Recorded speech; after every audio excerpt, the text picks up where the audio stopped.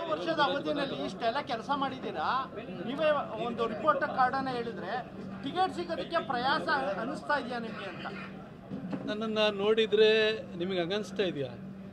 ನಾನು ಪ್ರತಿನಿತ್ಯನೂ ಕೂಡ ಒಂದಲ್ಲ ಒಂದು ಕಾರ್ಯಕ್ರಮದಲ್ಲಿ ಒಂದೊಂದು ಯೋಜನೆಗಳ ಉದ್ಘಾಟನೆಯಲ್ಲಿ ಭಾಗಿಯಾಗಿದ್ದೀನಿ. 2014ಕ್ಕಿಂತ ಮೊದಲು ನಾನು ಬರೀ ನಿಮ್ಮ ಥರನೇ ಒಬ್ಬ ಪತ್ರಕರ್ತನಾಗಿದ್ದೆ. ಈ ಕ್ಷೇತ್ರಕ್ಕೆ ಬರೋದಕ್ಕೆ ನಾನು ಯೋಚನೆ ಮಾಡುವಂಥದ್ದು ಅಂದರೆ ಅದೊಂಥರ ದುಸ್ವಪ್ನ ಥರ ಇತ್ತು. ಆ ಸಂದರ್ಭದಲ್ಲೂ ಕೂಡ ನನಗೆ ಟಿಕೆಟ್ ಕೊಟ್ಟು ನನ್ನನ್ನು ಕೈ ಹಿಡಿದು ನನ್ನ ಪರವಾಗಿ ಪ್ರಚಾರಾಂದೋಲನ ಮಾಡಿ ನನ್ನನ್ನು ಬೆಳೆಸಿದ್ದು ಭಾರತೀಯ ಜನತಾ ಪಕ್ಷ ಹಾಗೂ ಸಂಘದ ಆಶೀರ್ವಾದ ನನ್ನನ್ನು ಇಲ್ಲಿವರೆಗೂ ತಂದಿದೆ. ಹಾಗೆ ನಾನು ಚುನಾವಣೆಗೆ ಹೋಗುವಂಥ ಸಂದರ್ಭದಲ್ಲಿ ಮೋದಿಯವರ ಫೋಟೋ ಇಟ್ಕೊಂಡು ದೇಶಕ್ಕೆ ಮೋದಿಜಿಯವರು ಪ್ರಧಾನಿ ಆಗಬೇಕು, ಮೋದಿಜಿಯವ್ರಿಗೆ ಅವ್ರು ಪ್ರಧಾನಿ ಆಗಬೇಕು ಅಂದರೆ ಮೈಸೂರಿಂದಲೂ ಒಬ್ರು ಕೈ ಎತ್ತಬೇಕು, ಅದಕ್ಕೆ ನನಗೆ ಆಶೀರ್ವಾದ ಮಾಡಿ ಅಂತ ನಾನು ಜನರ ಹತ್ರ ಹೋಗಿದ್ದೆ. ಜನ ಆಶೀರ್ವಾದ ಮಾಡಿ 2014ರಲ್ಲಿ ಗೆಲ್ಲಿಸಿದ್ರು. 2019 ಬಂತು. ಈ 5 ವರ್ಷಗಳಲ್ಲಿ ಇಷ್ಟು ಕೆಲಸವನ್ನು ಮಾಡಿದ್ದೀನಿ. ಮೋದಿಜಿಯವರು ಮಕರಂದ್ ನಡ್ಕರ್ಣಿ ಸೈಕಲ್ ರಿಟೇಲ್ ಶಾಪ್ ಮೂಲಕ ತಿಂಗಳಿಗೆ 6 ಲಕ್ಷ ಗಳಿಸ್ತಿದ್ದಾರೆ. ನೀವು ಕೂಡ ಅವರಿಂದ ಕಲಿಬೇಕಾ? ಅವ್ರ ಜೊತೆ ವಿಡಿಯೋ ಕಾಲ್ನಲ್ಲಿ ಮಾತಾಡಬೇಕಾ?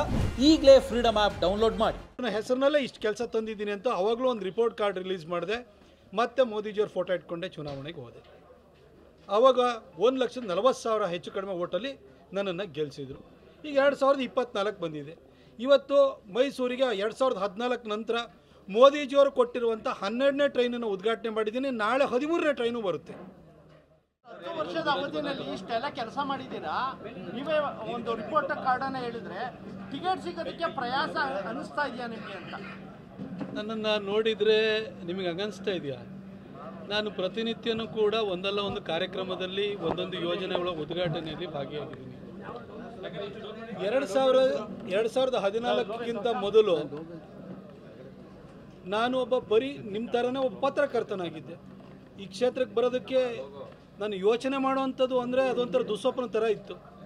ಆ ಸಂದರ್ಭದಲ್ಲೂ ಕೂಡ ನನಗೆ ಟಿಕೆಟ್ ಕೊಟ್ಟು ನನ್ನನ್ನು ಕೈ ಹಿಡಿದು ನನ್ನ ಪರವಾಗಿ ಪ್ರಚಾರಾಂದೋಲನ ಮಾಡಿ ನನ್ನನ್ನು ಬೆಳೆಸಿದ್ದು ಭಾರತೀಯ ಜನತಾ ಪಕ್ಷ ಹಾಗೂ ಸಂಘದ ಆಶೀರ್ವಾದ ನನ್ನನ್ನು ಇಲ್ಲಿವರೆಗೂ ತಂದಿದೆ.